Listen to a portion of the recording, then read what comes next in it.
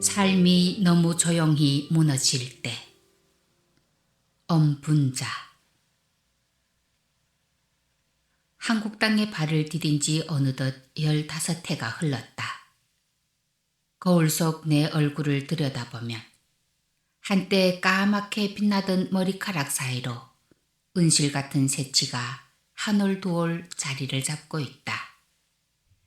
세월이라는 것이 이렇게 조용히, 이렇게 확실하게 사람을 변화시키는 것인지 새삼 놀라곤 한다. 쉰의 고개를 넘어선 지금 뒤를 돌아보니 참으로 많은 이야기들이 쌓여 있었다. 15년이란 시간 동안 나는 세 개의 다른 인생을 살았다고 해도 과언이 아니다. 처음에는 중국어 방문 학습지 교사로 시작했다.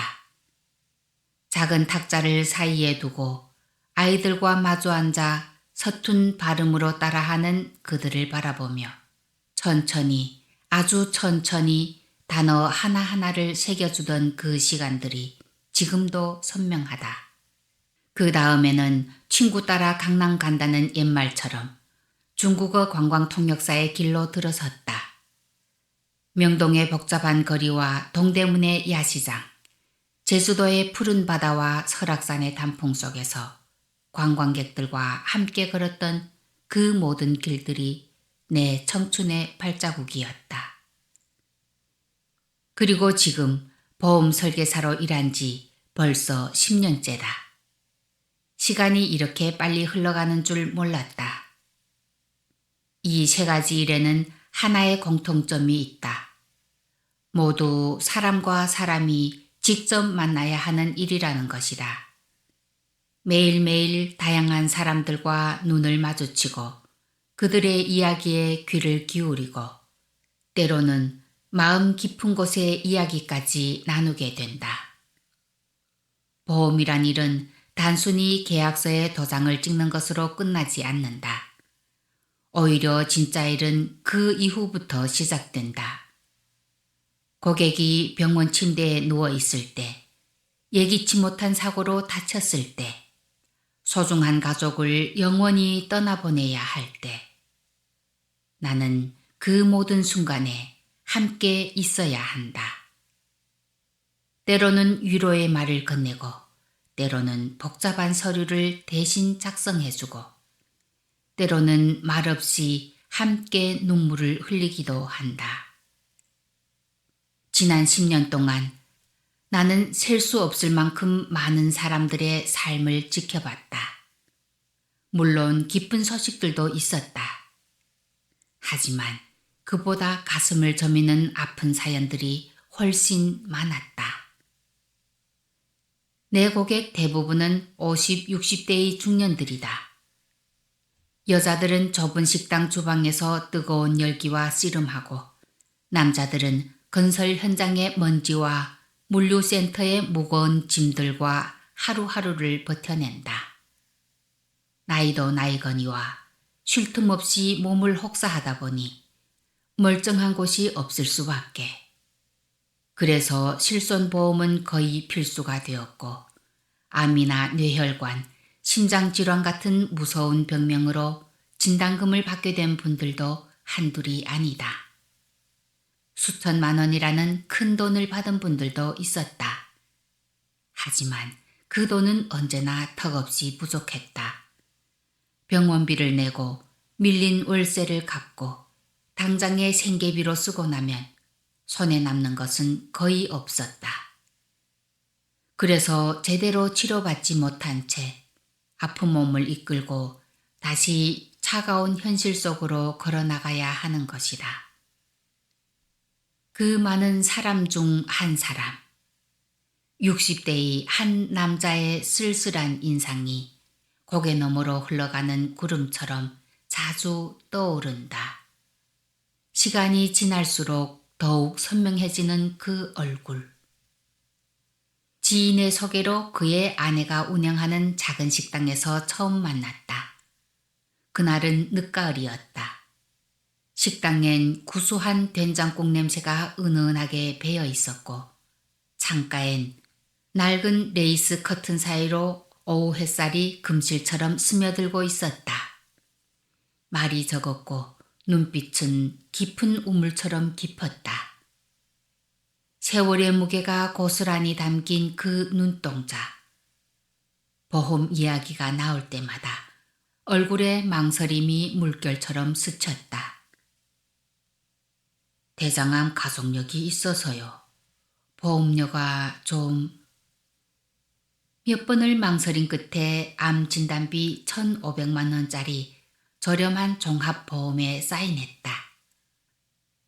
1년쯤 뒤 결국 대장암 판정을 받았다.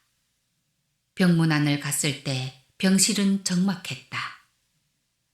창밖엔 겨울 햇살이 희뿌옇게 내려앉았고 방 안엔 얼음장처럼 차가운 정적이 감돌았다. 소독약 냄새와 함께 떠도는 침묵의 무게. 그는 창밖만 바라보고 있었다. 볼은 깊숙이 푹 꺼졌고 말수는 더욱 줄어 있었다. 한참 후 바람에 실려오는 속삭임처럼 말했다. 혈변을 봤는데 치질인 줄 알았어요. 하지만 병은 이미 뿌리 깊게 자리를 잡은 상태였다. 수술은 어렵고 항암 치료로 종양 크기를 줄여야 한다는 냉정한 진단. 희망과 절망 사이를 오가는 하루하루. 간병인과 아내라 소개한 여성이 함께 있었다. 이야기를 나누다 보니 사실혼 관계였다. 그는 평생 모은 피땀 어린 돈으로 그녀에게 작은 식당을 차려줬다 했다. 병실을 나서려 할 때 그녀가 조용히 불러 세웠다. 사망보험금은 얼마죠? 수익자는 누구인가요? 걱정보다 계산이 먼저인 차가운 표정이었다. 인간의 마지막 존재 가치까지 숫자로 환산되는 순간. 그 순간 병원 복도에 울리던 형광등의 윙윙거리는 소음이 참 쓸쓸하고 서글프게 느껴졌다. 퇴원 후 그는 묵묵히 통원 치료를 이어갔다.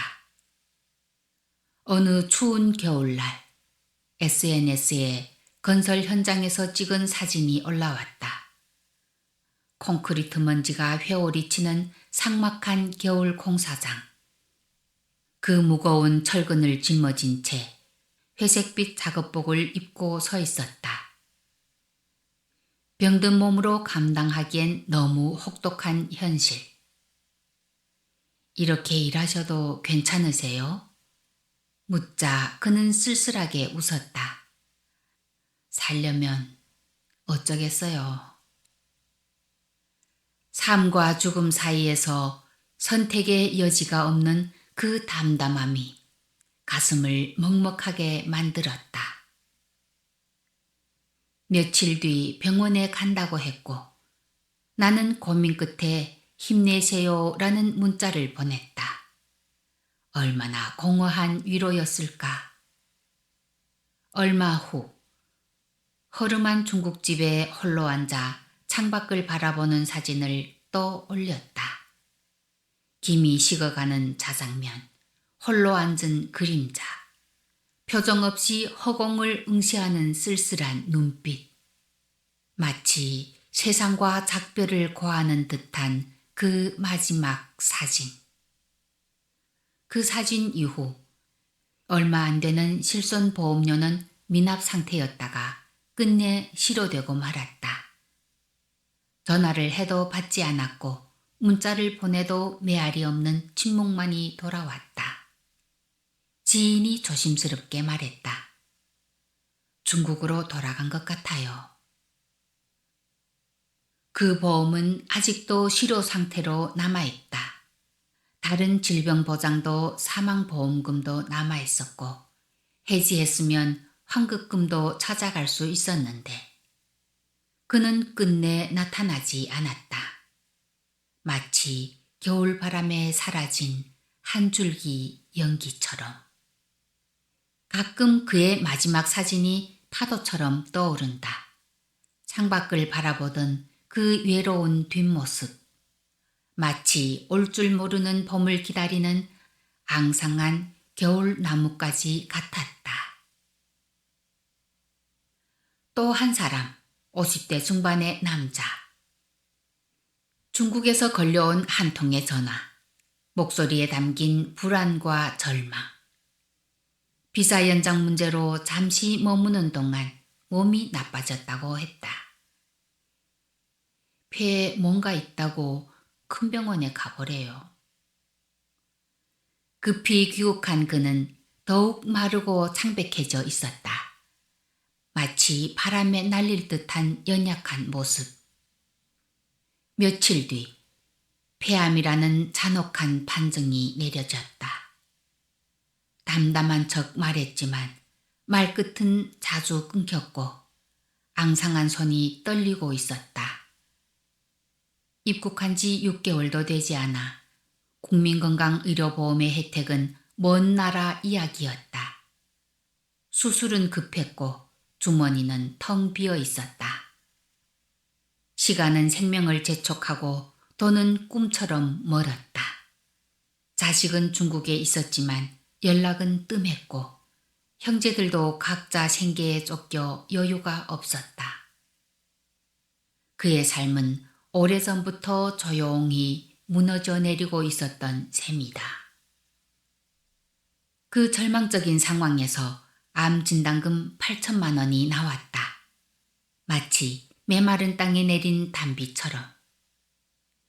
이 돈이 없었으면 그냥 죽었을지도 몰라요. 그렇게 말한 그는 고개를 돌리고 긴 침묵에 빠졌다. 눈가에 맺힌 것이 눈물인지 빗물인지 알 수 없었다. 수술비로 3천만 원이 들었고 살던 집도 월세 부담 때문에 더 작은 전셋집으로 옮겨야 했다. 삶의 터전마저 줄여가며 버텨내는 하루하루. 앞으로의 치료비를 생각하면 그 돈으로 얼마나 버틸 수 있을지 막막하다고 했다. 시간과의 치열한 경주. 아직도 치료는 계속되고 있다. 때때로 몸이 허락하는 날에는 일을 나간다고 한다. 아직 완전히 낫지 않은 상처투성이 몸으로. 그의 걸음은 느리지만 분명히 삶을 향해, 희망을 향해 나아가고 있었다. 그 불굴의 의지가 마음을 아리게 만든다. 이 땅엔 그렇게 조용히 묵묵히 견디며 살아가는 이들이 수없이 많다. 수십 년을 구슬땀 흘려 일하고 남은 건 병든 몸 하나뿐. 아파도 돈이 없어 병원 문턱을 넘지 못하고 쉬고 싶어도 생계라는 무거운 짐 때문에 다시 일터로 나선다. 삶과 죽음 사이에서 아슬아슬하게 버티는 하루하루. 보험이라도 있었던 분들이 이 정도다. 그마저 없는 분들은 오죽할까. 상상만 해도 가슴이 먹먹해진다. 이 이야기의 목적은 보험 가입을 권유하는 게 아니다. 그저 간절히 묻고 싶다. 왜 아픈 사람들이 편히 쉴 수 없을까? 왜 치료보다 돈 걱정이 먼저일까? 왜 평생을 땀방울로 일궈온 이들이 노년에 가장 외롭고 아픈 존재가 되어야 할까? 왜 인간의 존엄마저 돈으로 계산되어야 할까? 언제쯤이면 그들에게도 치료비 걱정 없이 따뜻한 밥 한 끼 먹으며 이제 괜찮아 라고 말해줄 수 있는 따스한 봄날이 올까? 그 봄은 꽃이 화려하게 피는 봄이 아니라 사람이 사람답게 존엄하게 살 수 있는 진짜 봄. 한 사람의 마지막 사진처럼 희미하고 아득히 멀리 있지만 그 봄이 반드시 언젠가는 오기를 오늘도 조용히 간절히 기도한다.